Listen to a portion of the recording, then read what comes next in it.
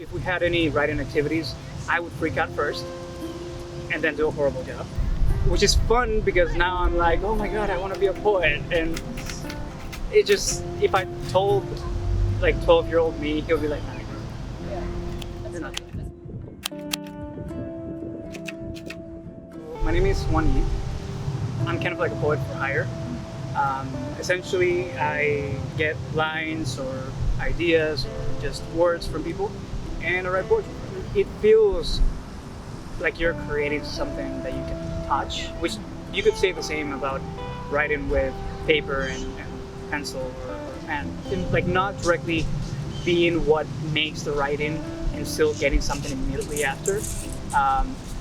It's a completely different sensation. So you have to commit to it or start from zero.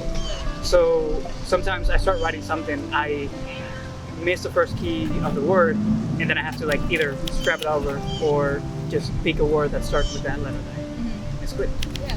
I was born in Venezuela. I've been moving around a little bit.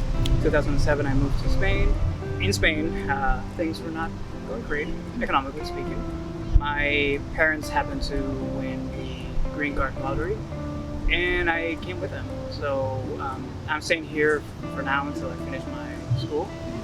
Before I moved here to the States, I was, for someone who had just started writing out of nowhere, I was decent, as an angsty teenager can be. I guess my first experience was not positive. The way that we learned literature in Spain was by studying the huge writers of history, and that was incredibly intimidating. So if we had any writing activities, I would freak out first and then do a horrible job.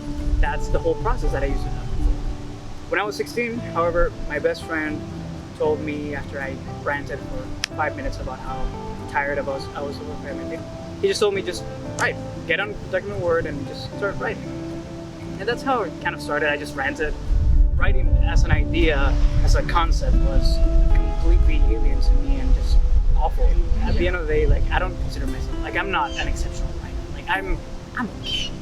But being able to interact with people and see what it is that is going through their minds and ask the right questions and then put in those feelings into paper that maybe not all writers can do in the same way. I'm finding myself that I'm writing a lot about situations that have happened in my workplace, working with the elderly, especially at a time that is incredibly difficult. I've definitely seen the moments that are really impactful of working with them have made it through my writing. Other than that, love poems, especially self-love poems, because that's something that I've been working on for years. And mental health. The reason why mental health is such a big topic for me is because I've dealt with depression and anxiety.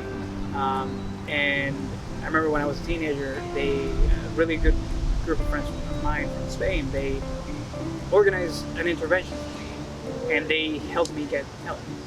So definitely, that is like my loved ones are the things that I truly, one of the things that I value the most. I've been writing some poems for a few small online magazines, and so those topics lately have been race.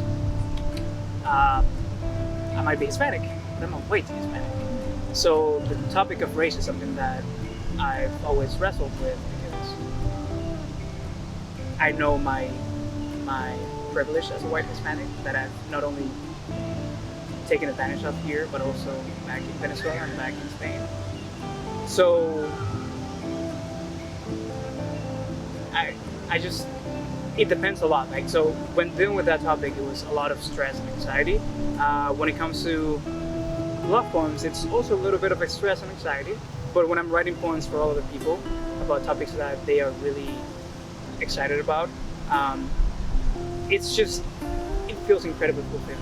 And the stress and the anxiety that other topics have just completely are blown away. So yeah, it definitely depends a lot on what it is.